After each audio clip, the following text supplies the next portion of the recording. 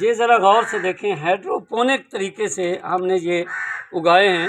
اس میں یہ گندم ہے اور اس کے اندر یہ دھنیا ہے۔ دھنیا وہ اگر آپ دیکھ رہے ہیں تو یہ بالکل چھوٹا چھوٹا ہوا ہے اور اس کو ابھی 18 دن ہو گئے ہیں۔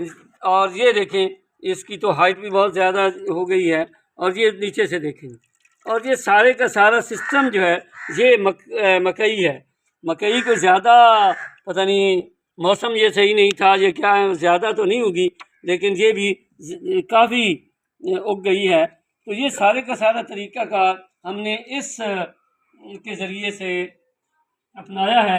اس طریقے سے ہم اس کو پانی دیتے رہے ہیں، اور آپ دیکھیں بغیر مٹی کے، اور یہ اتنی ہائٹ اس کی ہو گئی ہے صرف 20 دنوں میں۔ اس طرح مختلف سبزیاں اور وہ چیزیں جدید طریقے سے اگائی جا سکتی ہیں۔ انشاءاللہ میں آپ سے شیئر کروں گا جدید جو طریقہ ہے، اور اس سے ہم کون کون سے فصلیں اگا سکتے ہیں اور ان سے کیا کیا فائدے حاصل کر سکتے ہیں۔ یہ خاص کر ان لوگوں کے لیے ہے جن لوگوں کے پاس